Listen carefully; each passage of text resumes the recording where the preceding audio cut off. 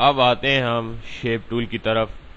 इसकी मदद से आप किसी भी रेक्टेंगल की शेप को तब्दील कर सकते हैं, कॉर्नर को राउंड कर सकते हैं और मुख्तलिफ अशकाल जो हैं वो एक ही रेक्टेंगल से आप बना सकते हैं। फॉर एग्जांपल मैं एक रेक्टेंगल को ड्रा करता हूं। अब मैंने एक रेक्टेंगल ड्रा किया। अब अगर मैं चाहता हूं कि इसके बॉर्डर को राउंड कर दिया जाए तो शेप टूल की मदद से भी आप इसके कॉर्नर को राउंड कर सकते हैं। शेप टूल पे क्लिक किया, इस कॉर्नर को यहां पे ला के इसको थोड़ा सा ड्रैग किया। ड्रैग करते समेत ही इसके कॉर्नर जो है वो राउंड शेप में तब्दील हो जाते हैं। अगर आप चाहते हैं कि इसको किसी और तरीके से भी राउंड किया जाए तो हमारे पास यहाँ पे प्रॉपर्टी बार में एक ऑप्शन मौजूद है। यहाँ पे आप वैल्यू देकर भी इसके कॉर्नर को राउंड कर सकते हैं। वैल्यू से आपको फायदा ये होगा कि जितने वैल्यू आप चाहते हैं, 20% आप इसको राउंड करना चाहते हैं, 40% राउंड करना चाहते हैं, 100% राउंड करना चाहते हैं, ये आप पे डिपेंड करता है। अगर फॉर एग्जांपल मैं चाहता हूं कि इसको 20% राउंड कर दूं तो 20% भी आप इसको राउंड कर सकते हैं। और अगर आप चाहें कि आप इसको 50% राउंड करना चाहते हैं तो 50% भी इसको राउंड कर सकते हैं। और अगर आप चाहते हैं कि मैं इसको राउंड नहीं करना चाहता, उसको आप दोबारा आपको रेक्टेंगल की हालत में यानी ओरिजिनल हालत में चाहिए तो आप इसको 0 वैल्यू देके एंटर कर दें तो आपका रेक्टेंगल दोबारा आपकी असली हालत में मौजूद रहेगा। अब मैं चाहता हूं कि मैं इस रेक्टेंगल की मदद से कुछ और शेप्स बनाना चाहता हूं। इस रेक्टेंगल की मदद से कुछ और शेप्स बनाकर मैं कुछ और डिजाइन वगैरह तैयार करना चाहता हूं तो आप सबसे पहले इस रेक्टेंगल को कर्व करेंगे। जब तक ये कर्व हालत में ना हो तो आप इसकी शेप को तब्दील नहीं कर सकते। तो कर्व हालत में लाने के लिए आप सबसे पहले अरेंज मेन्यू में जाएंगे और इसको कन्वर्ट टू कर्व करेंगे। इसकी शॉर्टकट हमारे पास कंट्रोल क्यू है। आते हैं हम अरेंज मेन्यू में। अरेंज मेन्यू पे क्लिक करने के बाद आप इसको कन्वर्ट टू कर्व कर सकते हैं। शॉर्टकट आपको इसके सामने नजर आ रही होगी, कंट्रोल क्यू। जैसे ही हम इसको कन्वर्ट टू कर्व में तब्दील करते हैं तो आप शेप टूल की पे जैसे ही क्लिक करेंगे तो ऑलरेडी आपको सामने यहाँ पे नजर आ रहा है कि यहाँ पे प्रॉपर्टी बार में तमाम ऑप्शन चेंज हो गए हैं। अगर मैं चाहता हूं कि इसकी पहली लाइन को गोल कर दूं या टेढ़ा कर दूं या किसी और शेप में तब्दील करूं तो इस पे क्लिक करें। इसके बाद तमाम ऑब्जेक्ट जो है यहाँ पे ओपन हो जाएंगे। तो सबसे पहले मैं लेता हूं यहाँ पे convert line to curve. Convert line to curve पे क्लिक करते ही यहाँ पे 2 छोटे छोटे डॉट्स आपको और नजर आएंगे। इस डॉट्स को आप पकड़ के यहाँ से ऊपर मूव करें तो देखें आपके रेक्टेंगल की शेप तब्दील हो रही है।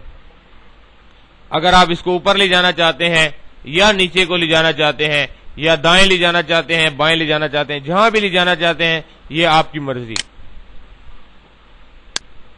उसके बाद आते हैं हम, ये लाइन तो मैंने कर्व कर ली। अगर मैं चाहता हूं कि इसकी left line, right line, bottom line किसी भी और को तब्दील करना चाहते हैं तो जस्ट लाइन पे क्लिक करें और किसी भी छोटे से टूल पे क्लिक करने के बाद आप इसको मूव कर सकते हैं। अगर आप चाहते हैं कि इसको दोबारा कर्व करें तो कर्व करने के बाद यहाँ पे छोटे से डॉट को दरमियान से पकड़ लें और आप इसको गोल शेप में तब्दील कर सकते हैं, चाहे आप इसको अंदर की तरफ ले जाते हैं या बाहर की तरफ। अगर आप चाहते हैं कि मैं इस लाइन को दोबारा सीधी हालत में ले आऊं यानी ओरिजिनल हालत में ले आऊं तो उसके बाद आप यहां पे आ सकते हैं convert line to curve. Convert line to curve का मतलब है जो आपने लाइन को कर्व किया है इसको दोबारा लाइन में, सीधी लाइन में तब्दील कर सकते हैं। तो क्लिक करते साथ ही ये वापस अपनी ओरिजिनल हालत में तब्दील हो जाएगी। उसके बाद यहां क्लिक करते हैं। अगर इस लाइन को भी आप सीधा करना चाहते हैं तो इस लाइन पे आप क्लिक करके इसको सीधा कर सकते हैं। अगर मैं चाहता हूं, फॉर एग्जांपल आपको यहां पे 3-4 चीजें नजर आ रही होंगी इसके कॉर्नर पे, 1 2 3 4, इनको हम कोरल की जबान में नोड कहते हैं। अगर आप इस नोड पे डबल क्लिक करें तो ये नोड जो है बाउंड होके नीचे चला जाता है। तो इससे आपको क्या फायदा होता है, दोबारा इस लाइन पे क्लिक करें और इसी कन्वर्ट टू लाइन कर्व को लेकर आप इसको दूसरी शेप में भी तब्दील कर सकते हैं। तो आपने एक बात का अंदाजा तो लगा लिया होगा कि जितने नोड्स आपके पास मौजूद हैं उतने ही नोड, उतनी ही ज्यादा आप इस रेक्टेंगल में डिजाइनिंग कर सकते हैं। अच्छा, अगर आप इसके नोड में इजाफा करना चाहते हैं तो यहाँ पे क्लिक करके यहाँ पे आप जब जैसे ही आते हैं ये क्या कहता है, ऐड नोड।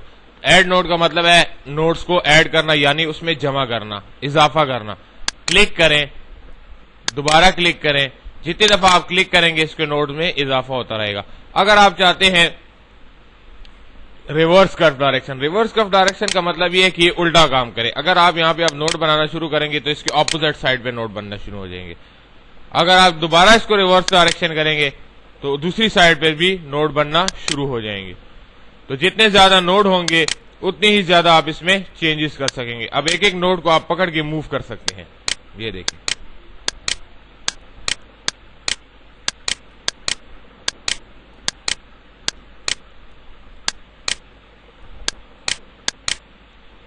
अगर आप चाहते हैं कि इनके नोड को खत्म कर दिया जाए तो बाहर से आप यूं इसको सेलेक्ट करके डिलीट नोड पे क्लिक करें। जितने भी नोड आपने सेलेक्ट किए होंगे तमाम के तमाम डिलीट हो जाएंगे। ये देखिए, ये ले।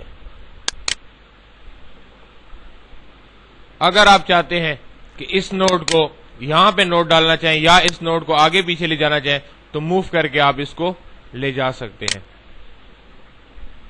अगर दोबारा सीधा करना चाहते हैं तो लाइन टू कर्व पे क्लिक करें, बिल्कुल एक सीधी लाइन में ये तब्दील हो जाएगा। तो ये था हमारा शेप टूल का इंट्रोडक्शन, शेप टूल का प्रैक्टिकली इस्तेमाल और शेप टूल से आप किस तरीके से चीजें बना सकते हैं ये आप अच्छी तरह जान चुके हैं।